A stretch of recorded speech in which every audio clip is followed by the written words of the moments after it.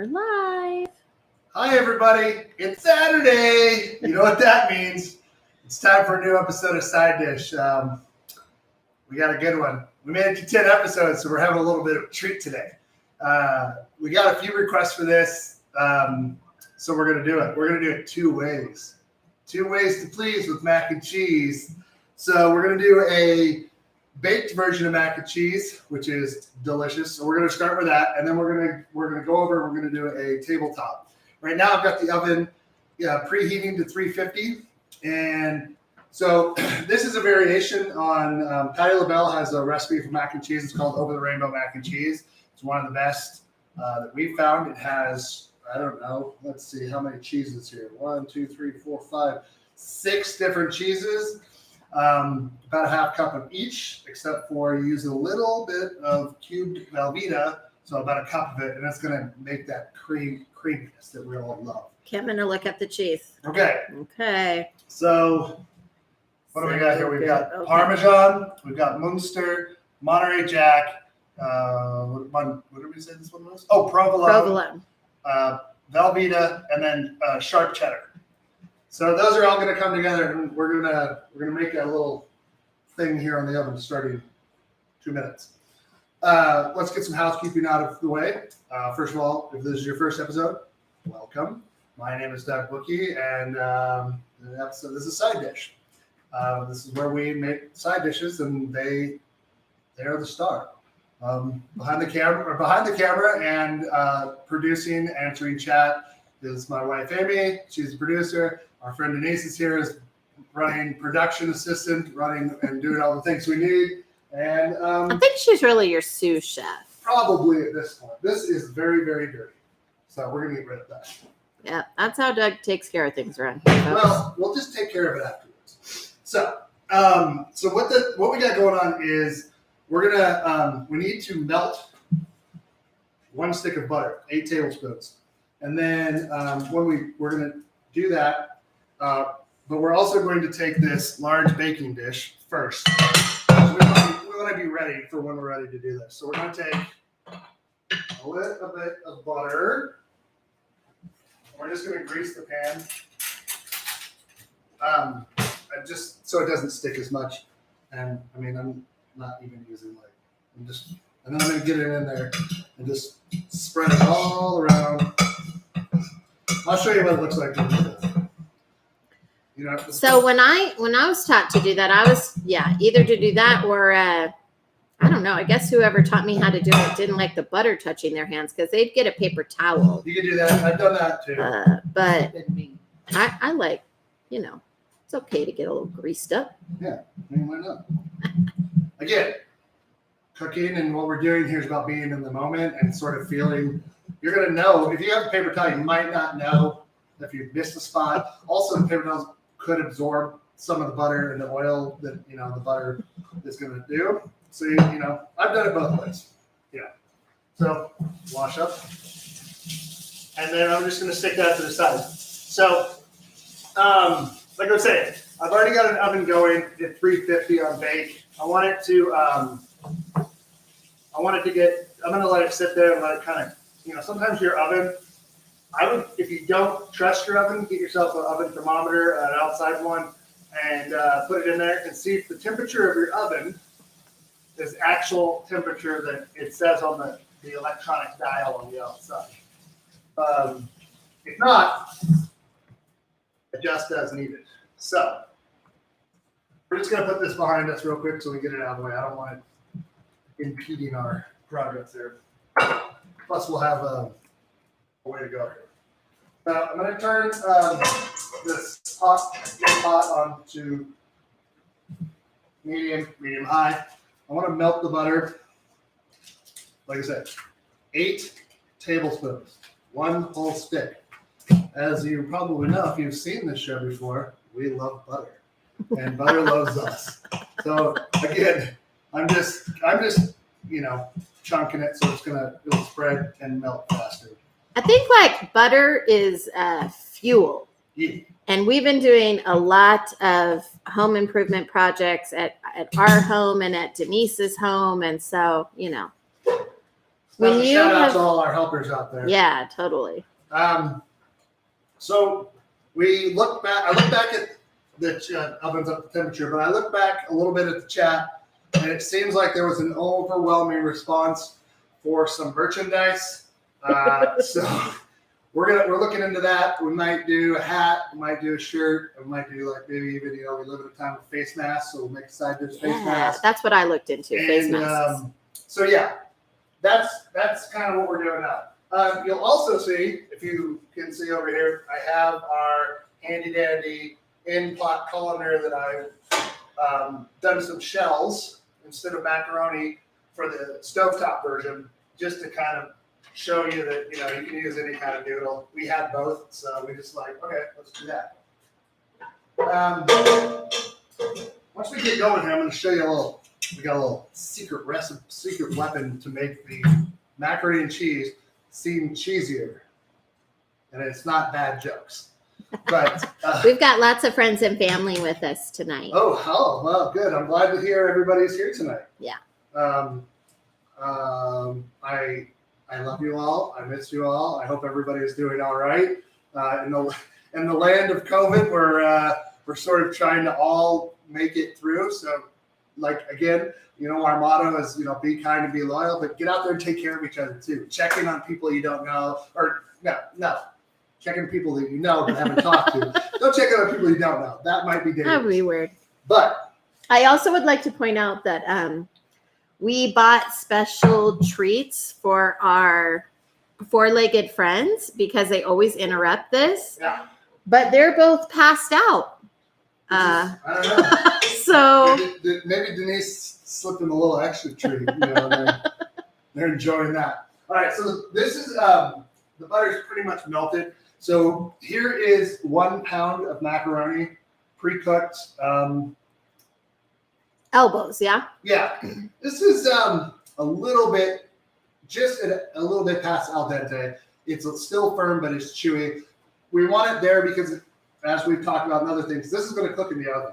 So it's going to take on the butter, it's going to take on the cheeses, and then it's going to, continue to cook. So there we go. Really, all I'm doing is adding it here. Did you rinse that? No, I don't want to rinse it. I want the starch that was there. I took, again, the amount of water that came out of it is enough that I don't have to worry about that. You want to have the tackiness so that the sauce is going to stick to it better. Okay. So again, we're lubing up our macaroni here with the butter. And What's wrong with you? There's something wrong with me? Yeah. What would you say we're doing? We're getting the macaroni nice and buttery. Yeah. We'll leave it up. All right. And then, really, it's now we've done a lot of the pre-work. So you probably, at this point, you're boiling your macaroni, you're shredding, chopping your cheeses. Now, Let's talk about that cheese again. let's talk about this cheese again. That's a good point. So cheddar is going to be your friend in this. We use sharp cheddar because it's just got a more cheddar flavor. But again, this is only a half cup and then a cup of the Velveeta. Now you're going to say, oh, Velveeta, blah, blah, blah. Have you eaten Velveeta? It's delicious. Plus, it's also going to make the macaroni. It's going to have that creamy texture to it. The Parmesan is going to give some good flavor as well, and it's going to take a little bit more to melt than normal. Munster is a really good melting cheese. You could use Gruyere here or Fontina. The reason we're using what we're using is what we have. So, Parmesan we had provolone because we made sandwiches the other day that were delicious. We've had Monterey Jack because we had leftover from when we made fire roasted corn dip. See episode 4 for that, I believe. And then we just, but look at what you have. If you want a good melter, you don't want something that's going to clump or it's going to come together. Get something that's going to, really come together. Like we had cotija. We considered that, but it's not a good melter. Right. So what else did we have? We had, medium cheddar, but we opted for sharp. yeah. So I'm adding all the cheese here. Give me all the cheese. I want all the cheese. If you're not a fan of Patton Oswalt, he's got a bit about a guy who's like, I want all the ham. And you should look it up. It's a great bit. So I don't just dump it in there and leave it on top. You want to stir it. Like you just did? Yeah. I wanted to do the fat voice for you. I want all the ham.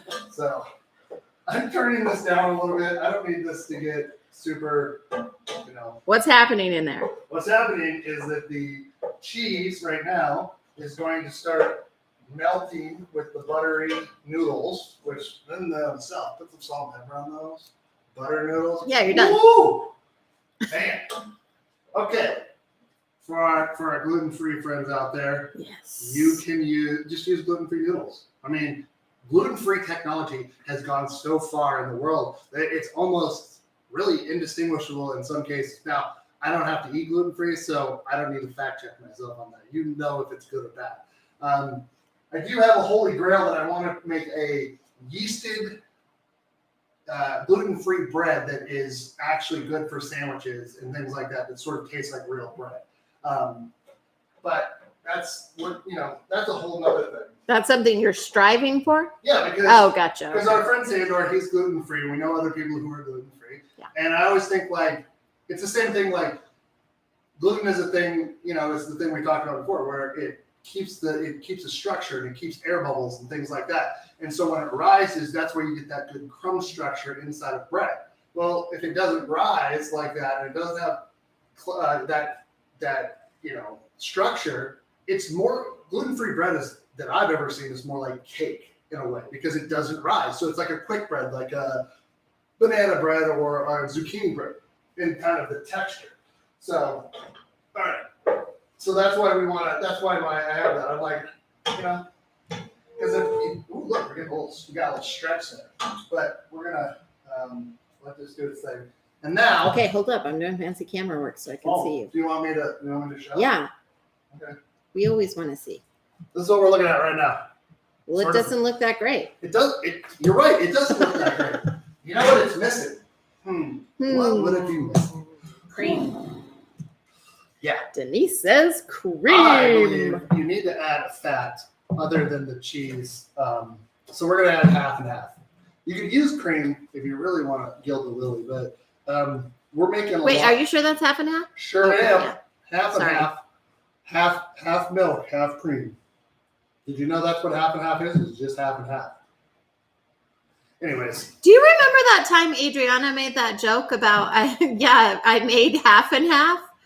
And I was like, oh, I was impressed. And then she's like, I mixed half milk and half cream. Right.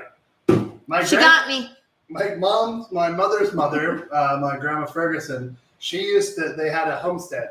And she used to get, up until the day she died, she would get cream, like off the top of fresh milk, delivered to her house, which you can't really get unless you live near farms because it has to be pasteurized. And she would drink that cream. I remember one time we were at her house and she had the cream on the top and she just like skimmed it off. And I was like, what is happening? But remember, we learned that you can get unpasteurized milk if you go to a co-op and you purchase a share of the cow. That's if right. you own the cow Yeah. or a share of the cow, you can get unpasteurized things. We looked into it for cheese making. Yeah. All right, so I'm just adding this. And what this is going to do is it's going to help homogenize everything and help the cheese really come together. Well, that's a fancy word, science word. Science. We're scientists here. So I'm making this. I'm going to let it, and then I'm going to let it come up to temperature a little bit. Really, this is just to kind of melt the cheese and make a delicious sauce. We're going to use this again for this table. Now, I couldn't find the white peppers, so we're not going to use it. I haven't been able to find it either. Yeah, it's just like a mystery. It was here one day, and now it's gone. Well, we're not using a ton. We're just going to season a little bit with salt and pepper because then at the end, the noodles have already been boiled in salt because we boiled them in there. And now we're just adding a little bit of pepper to season, and literally just a little bit. That's it. All right. Now comes the stinking ingredient. Why so little salt? Because the noodles have already been salted. Okay. So they already know. We already know that they're going to be good. All right. Go out. If you don't have it, and get yourself some mustard powder. You're not going to show the fancy lid with that I wrote mustard on? This is from the bulk food aisle. So we couldn't remember what it was, and then we had to taste it because we thought it was garlic powder. And if you put it on your tongue, it's gonna be very hot and burning. We bought it to make originally to make beer mustard for wontons. So I'm gonna take a half a teaspoon here for this amount, and I'm gonna add it. You don't need a ton. That is like a whole thing there. But I'm gonna add it, and How much? It's a half a teaspoon. For some reason, and I just claim to be, we're doing science, but I'm not a scientist about mustard. But it adds, like, it makes cheesy things cheesier. Like it amplifies that flavor. So it's like, it really pulls it together. Buttery. It helps with the buttery taste too. It does not, though. It wants to clump. So that was not the way I wanted to do that. But we live and learn here on Side Dish, right? I do, again, I want to thank everybody because, we're 10 episodes into this and we were like talking about it after last week's episode. Like, we need to do something for episode 10 and we're going to do something for episode 25 and then episode 50. And then when we get to 100, we'll do something as well. So we want to make the episodes sort of nice and like celebratory, right? So that's a big thing. Well, I'm glad that a lot of friends and family are here watching because, again, the show, I do it for us, but I also do it for you. We had an interesting experience where when we were putting floors in at Denise's house, we saw some friends, Billy and Teresa, who we hadn't seen in person in a long time, like since before COVID, and we started kind of sheltering. And I was like, "Oh my God, Billy, I haven't seen you in months." And he goes, "Oh, I just saw you last week." Because I've been shut. So you know how I'm doing. I hope put in the comments how everybody's doing. If things are good in your area, or if you're missing something, or maybe we can start giving care packages. Ooh, here's another thing. If you're fans of the show, what should we call you as fans? Are you dishers? Are you I don't know, something weird. Sides. Yeah. Where's my sides at? Oh goodness. All right. So this is starting to come together. You're going to look at this when you're stirring this up in here, and you're going to be like, that is too wet. But remember, it's going in the oven, and it's going to bake. So it's going to absorb into the macaroni a little bit more, and then it's going to be good. Are there no eggs in there? Well, that's a good point. I think there are eggs. So it should be known that Doug played a golf tournament today, and he might have a little bit of sunstroke because it's hot here. Not only that, I also this recipe did 2 eggs lightly beaten. Ooh, I'm not following you. That's fine. I have eggs. Ooh, we're using Colton's eggs. Oh, sweet. Colton's on vacation. Reno Colt is his name on here. If he's in the chat, you're supposed to be driving somewhere. But these are Ray suggests that we call ourselves bookers. That's because Ray is a thinker. And you're cracking your sister up right now. Yeah. So 2 eggs lightly beaten. This is a bowl that just had raw macaroni in it, so it's fine. Yay, you're reusing a bowl. Good job. Less to clean. Make you happy. Ooh, look at that. Look. Nice and orange. Yellow. Billy will be disappointed. He wants you to use more dishes. He knows that you have to clean it up. So, all right. So where's my tiny whisk? All right. Billy also suggested. Did it just get brighter in here? It sure did. Something happened. Oh, did we turn that light on? Maybe I turned that light on. Oh, maybe it did. Billy also suggested that more use of the salad spinner, which I am in full support of. Billy, Try the eggs in there. Maybe you could have drained the pasta in there, though. We could have. Here's the funny part. Where am I supposed to put the egg in here? It's going to cook in the oven, so it can just go in. Yeah, but what I'm saying is there's nowhere in these instructions that says add the egg. So I'm going to add it I just throw it into there, yeah. I'm going to turn this actually off the heat, though. Why? You don't want to cook it. I don't want to coagulate the eggs, Amy. Because No scrambled eggs. So, actually, what I should do is I should take and just put a little bit Should of that temper. liquor in here, and then but Nah. we're gonna play it here. So Fast and loose around here. yeah, it's not enough egg that it's really gonna do that. So just add it slowly, right? It's the same thing. You're kind of adding cold to hot, and then hot to cold. So Well, it's. Oh yeah. Okay, I see what you're saying. why do we add an egg, everybody? Because it's a binder. Was that Oh no, emulsification. Yeah, but this is actually what we're doing here. We're making it so it binds together. So a lot of casseroles will include egg because they want everything to go and bind together. That's why. So I'm just stirring this together. All right, I'm gonna bring it over there in 1 second. You're gonna be like, holy moly, that looks good. And then you're also gonna be like, what the Velveeta? Well, it's because it's a I hope you're not like that. That would be weird. It needs a higher temperature than what I'm putting on here. So that's why it goes into the oven. So then when you're eating it and you get that little Velveeta bomb, you're gonna love it. So that's what you want, right? Look at that. Oh yeah, that comes together. Why do we have to bake it because of the egg? Right, but also because it's gonna bind. Everything's gonna bind. We can't. You gotta get where we can see what you're doing. Hold on. I realized, but I also need a spatula. So here we go. And you buttered that up, so it's not gonna stick. I buttered my It'd be biscuit weird. here. So if you've got asbestos hands like that, you can just pick this up. But I'm just. Oh yeah, oh man, that is a nice creamy sauce. So what are the applications Nice copper here? pot you got there. What are the applications here? If you were doing I didn't name this a steakhouse special because I wanted to use that clever name, 2 Ways to Please with mac and cheese, and it would have been really long if I was like steakhouse and blah, blah. But technically, this is where that inspiration came from. Also, my sister made a request for this. I don't know, a couple of weeks ago. So She's here. So that's why we're doing it. And also because I always order mac and cheese as a side when we go to steakhouses, That's true. especially when we go with Andrew and Lino. Yes, indeed. Okay, that is a good point. Whoops, I went the wrong way. Yeah. Smooth it out. We're gonna throw the lid on it, and it's gonna go for 30 minutes. However, we are not putting the breadcrumbs or dry crap on the top. It's dealer's choice there. If you like it, do it. Don't do it. You can do a seasoned. Honey, you totally missed the lid. I didn't. It fell off. It's not my fault. But you could do do Ritz crackers, some herbs, butter it up, throw it on top. Absolutely do not do that. She doesn't want it, but just do what you want. All right, so we're gonna take it over to the hot oven. Oh, sorry, I'm typing That's and all right. And then we'll throw it in there.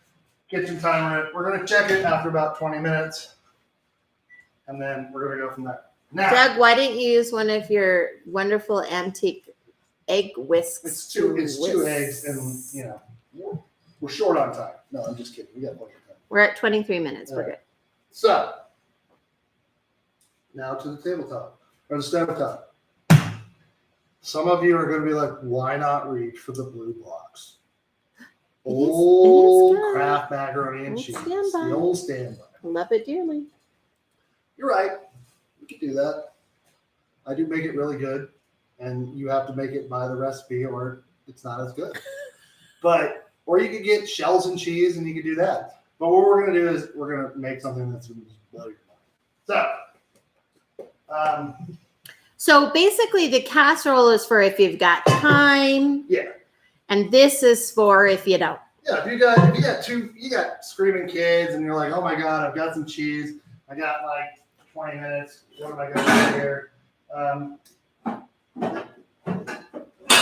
We're having a technical difficulty with the pots here. I need that one now. No, we're good.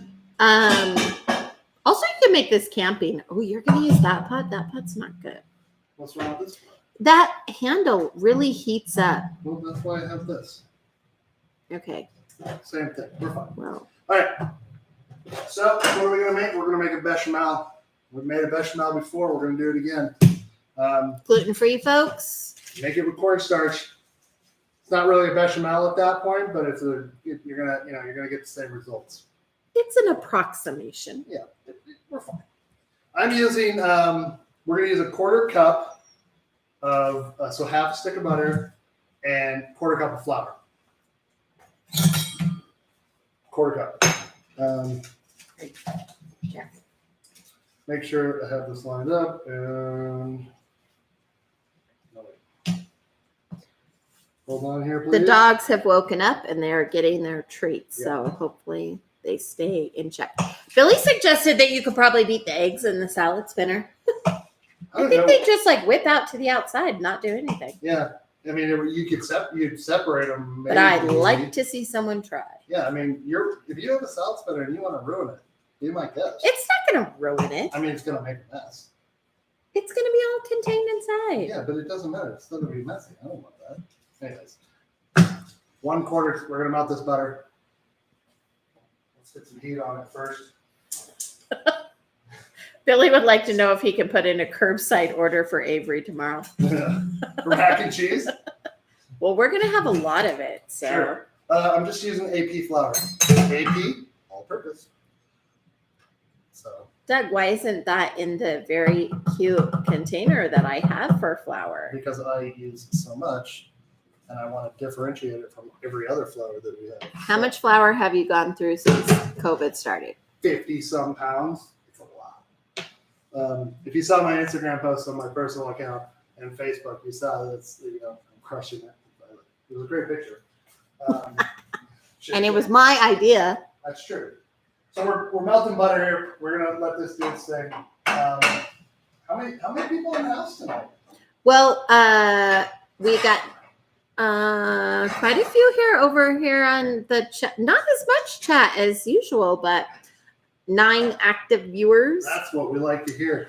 I'm sorry, I was not paying attention. How much butter did you put in there? 1/4 cup. And how much flour will you be putting in there? Equal parts. A bechamel is equal parts flour and butter. Plus, we're gonna pour this in there. It calls for 2 cups. That's probably a roundish 2 cups. We're gonna measure it out, and then we're gonna pour it in until we get a good consistency. And then all we're doing after that, we're adding the cheese. So, and we're gonna add a little mustard powder and a little salt and pepper too. You're gonna leave that flour in there to cook a bit, yeah?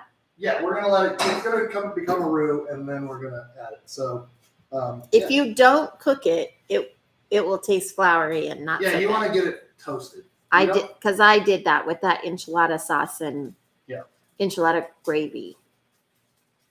Did you know there's enchilada gravy? I don't like enchilada sauce, Yeah. So I like Mexican gravy on my enchiladas. All right, so I'm just gonna sprinkle this in.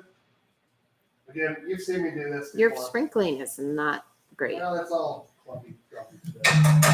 It's humid here because we've had thunderstorms every afternoon for the last 4 or 5 days. That is true. I mean, it's not humid compared to other places, but it's humid compared to here. All right, I'm gonna turn this down. Is that your baby whisk? No, baby whisk isn't there. I decided not to use it because it's a little keen and short. And all right. So right now, this is your Oh wait, all we can see is the pot. Okay. the roux. We're gonna let this go and let it cook for maybe a minute. Are you looking? How do you know it's done? It's gonna change color. It's also gonna start to bubble and sort of puff up a little bit. If you did this and you added more and more, there's a way if you can make pâte à choux, which is what they make. You can make churros with, but it's basically butter and it's warm dough, but it's with butter, and then you add this in. I'd have to look at the full recipe, but you can make. That's what you make churros with. What else? I can't remember. Yorkshire pudding. Funnel cake? Is that what funnel cake's made No, of? that's a dough, but you fry it. Oh. Cream puffs. Cream puffs? Cream puffs. There we go. Thanks, Denise. I was like, I knew it was like a popovers. No, popover, but a popover is very wet battery, and then it's in a hot oven, and it's like usually a cast iron muffin tin thing, and then you put it in the oven, get it smoking hot, and then throw it in there, and then put it in there, and it bakes, and it goes.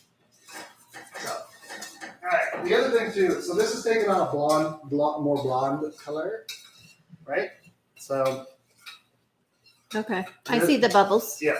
So we're gonna let this go a little bit longer because we want to go not too much longer because I don't want it. We're not like